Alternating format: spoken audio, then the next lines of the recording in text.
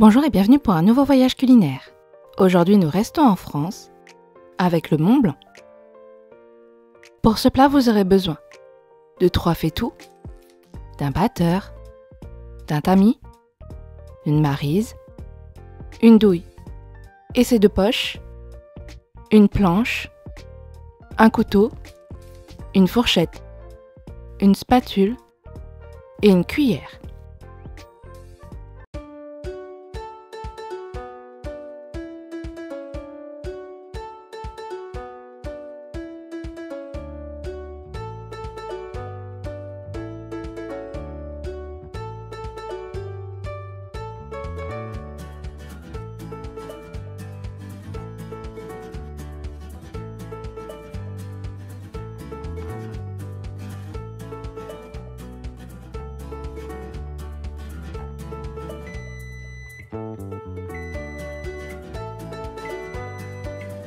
Pour ce plat, vous aurez besoin de 6 œufs, 180 g de sucre, 120 g de sucre glace, 20 centilitres de crème liquide, 60 g de mascarpone, 30 g de sucre, une gousse de vanille, 400 g de crème de marron et 60 g de beurre.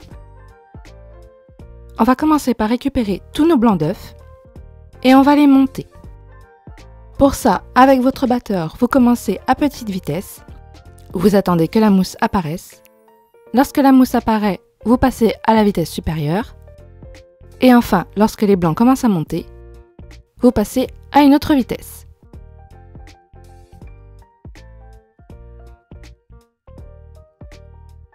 Lorsque ça commence à monter, on va également ajouter petit à petit notre sucre. Évitez de tout faire tomber d'un coup dans vos blancs, sinon ils risqueraient de retomber.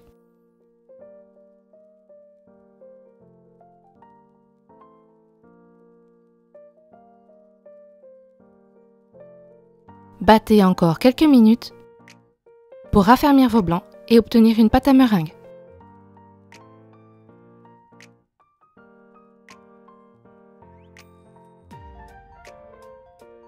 À l'aide d'un tamis, on va incorporer notre sucre glace. Il est important de le passer au tamis pour éviter d'avoir des boules de sucre glace qui auront beaucoup de mal à se défaire même au mélange. Lorsque tout est tamisé, on peut incorporer. On mélange d'abord doucement pour éviter que nos blancs ne retombent.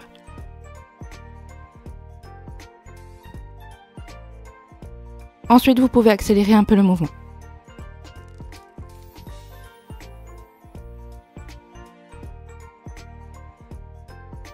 On met notre pâte à meringue dans une poche. Ici, je n'ai pas mis de douille, mais vous pouvez en mettre une pour éviter que les blancs ne coulent trop de votre poche. Et on va faire nos dômes. Ici, attention, mes dômes étaient beaucoup trop petits. N'ayez pas peur de bien les monter. Votre meringue devrait bien se tenir.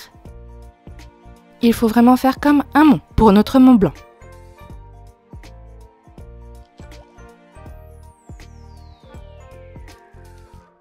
On va ensuite préchauffer notre four à 90 degrés seulement. Et on va enfourner nos meringues pour 1h30.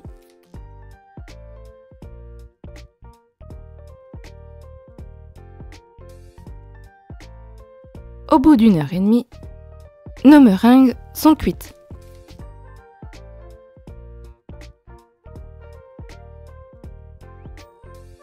Les vôtres devraient donc être beaucoup plus montées que celles que j'ai ici. Elles ne doivent pas ressembler à des galettes.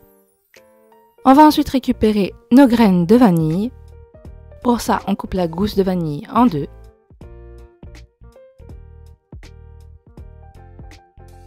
Et on racle avec le bord du couteau.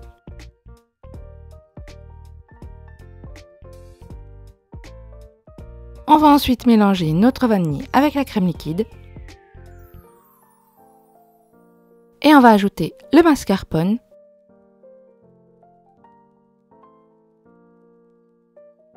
Ainsi que le sucre.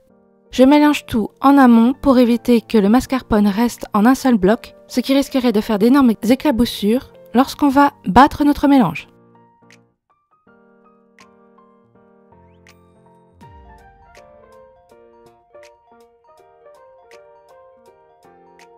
On va donc ensuite monter notre crème en chantilly à l'aide d'un batteur. On fait exactement comme pour les blancs, on va d'abord à petite vitesse, mais cette fois juste à cause des éclaboussures. Lorsque vous voyez que les éclaboussures vont moins haut, on peut augmenter la vitesse. Et lorsque le mélange commence à se raffermir, on peut passer à la vitesse supérieure. Il vous faudra battre plusieurs minutes pour obtenir une chantilly bien ferme. Il faut absolument que votre chantilly se tienne toute seule.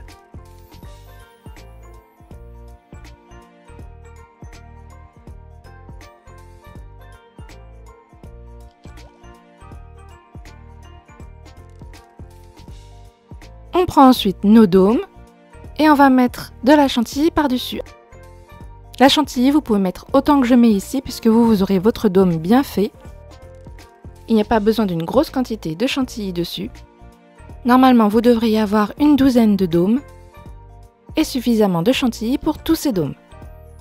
Vous mettez la chantilly bien sur les bords. Si vous n'avez pas de spatule, vous pouvez essayer d'étaler un peu avec la cuillère.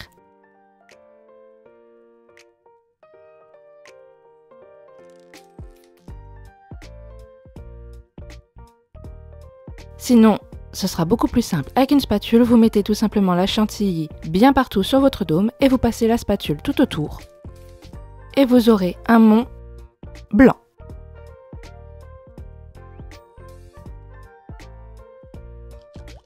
On va ensuite travailler notre beurre pommade. Il doit être quasiment fondu, ressemblant presque à une mousse.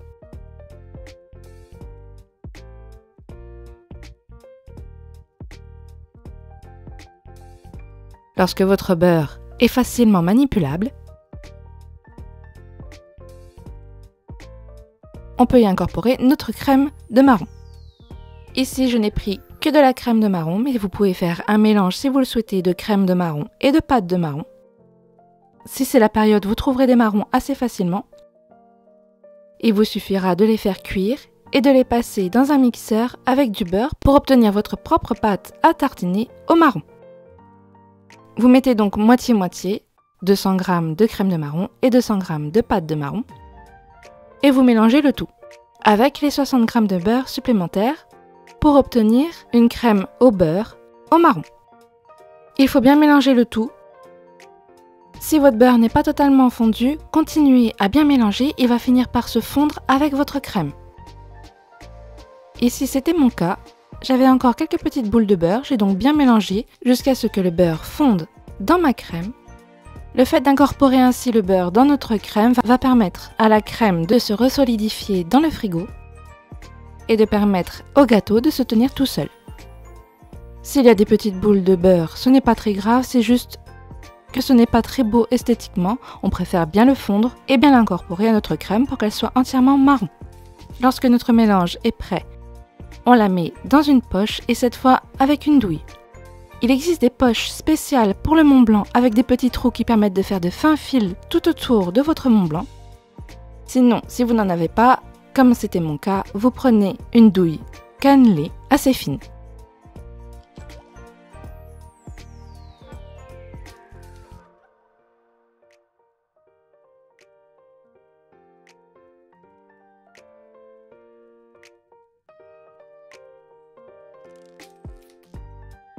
On va ensuite monter notre crème sur nos Mont Blanc. Ici, c'était un peu trop épais. Si vous n'avez pas la douille exprès, prenez vraiment une douille cannelée fine pour faire une couche peu épaisse, pour pouvoir napper vos 12 Mont Blanc. Et on se contente de tourner autour de notre gâteau.